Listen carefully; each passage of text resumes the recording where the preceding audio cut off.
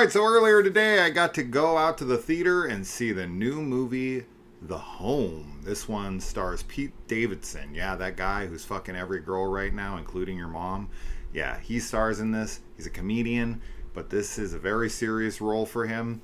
And let's see if he's got the chops to warrant being cast in a film like this. Now, this is brought to us by writer-director James DeMonaco, who we know from the Purge franchise, and he's taken a break from that to do this. Now, I think there's supposed to be another Purge coming out, but for right now, he made this. So let's get into it. This is about Pete Davidson's character who gets in trouble with the law, and he gets sentenced to community service at a retirement community. And while he's there, there's some weird stuff going on. You know the gimmick. So movies like this, you know, they try to paint older people as scary, which I don't know. That's just never worked for me. I don't have a fear of old people. I know a lot of people do, mostly just because they don't want to ever be old. This film tries to kind of throw a lot against the wall and see what sticks. It's definitely one of those types of films where, you know, they're really trying to shock the audience, up the ante, just kind of do whatever that makes it seem scary and you know, chaotic. And you know, overall, like I did enjoy this, and I will say this has one of my favorite endings of the year, so it's got that to it for sure. As far as Pete Davidson goes, he's mostly one note in this. He always looks like he's about to cry, or like he's, you know, he just doesn't really have a lot of emotion. He does get somewhere with his emotions towards the end, but he's, you know, he's like the too cool for school kind of guy, and sometimes, I don't know, his performance in this is fine. I didn't love it. I didn't hate it.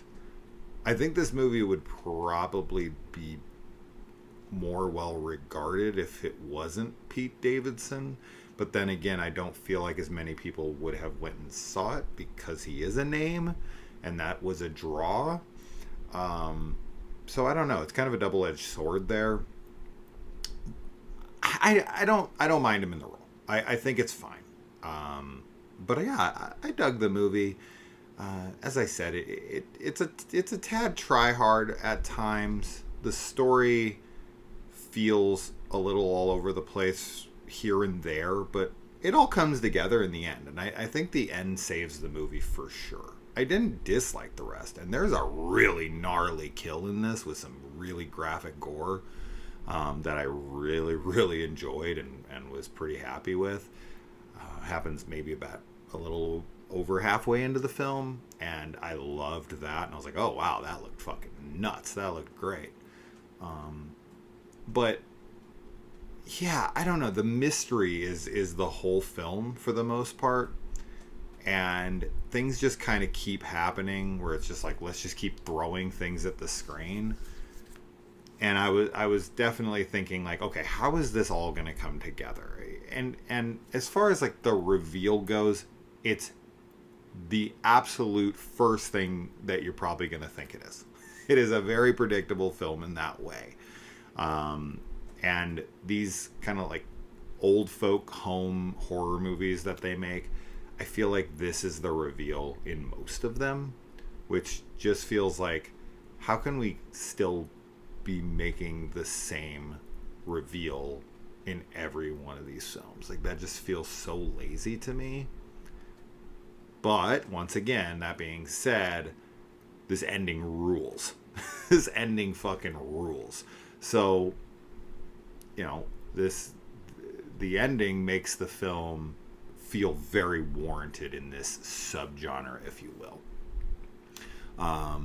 And another thing that's kind of funny about the movie to me, and I feel like this happens in a lot of these movies with like retirement communities, is that the old people in these movies, a lot of them are not that old.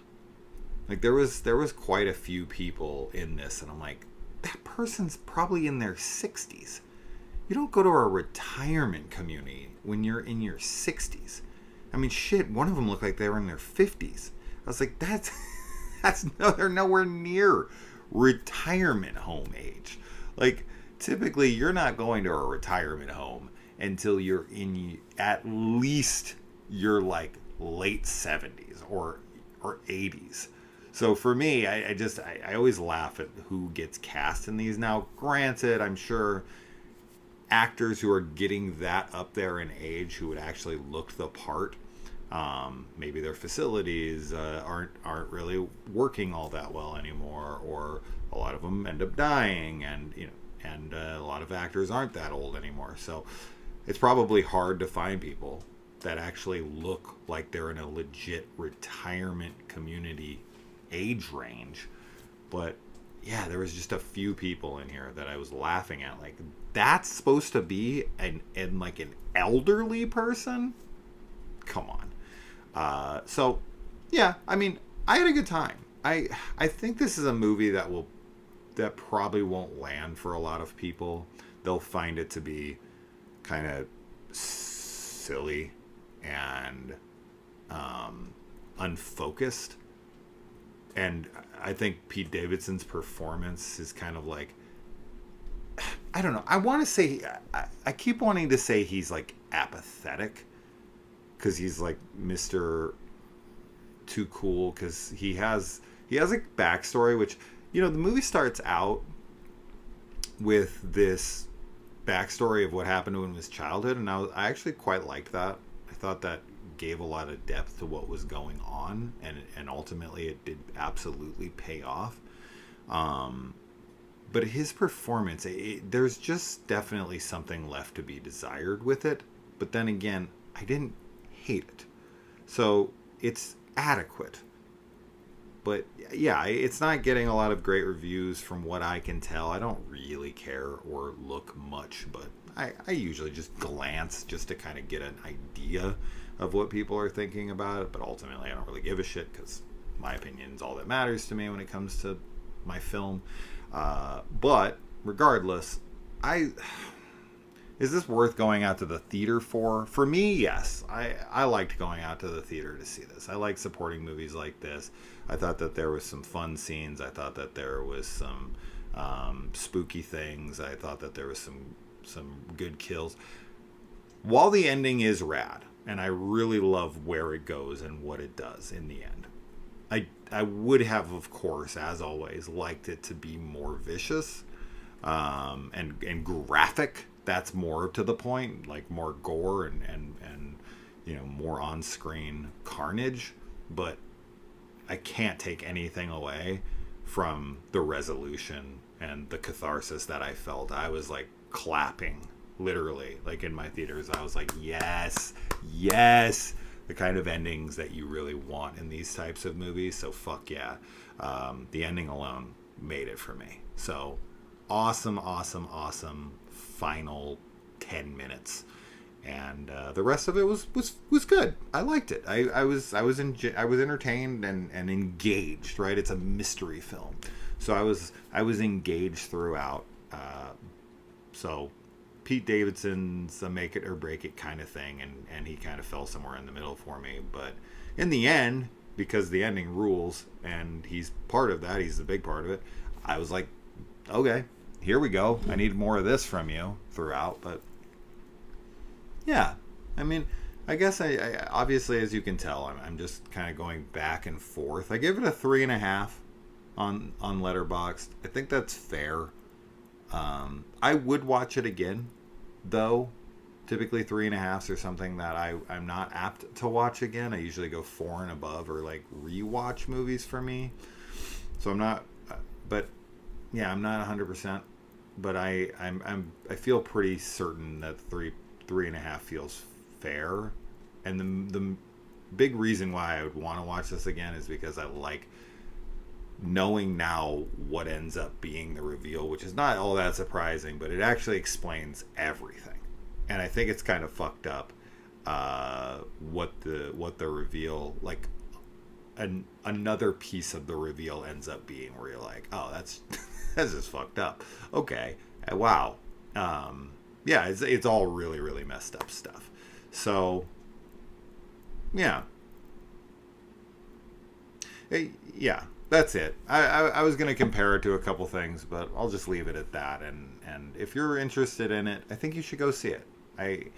You might not like it, but take a risk. Try it out. You might have a good time with it. You know, we got to support these. We got to support these types of movies in theaters, guys. Or we're just going to lose them. You know, like them or not. I just like to go check them out. If I don't like them, oh well.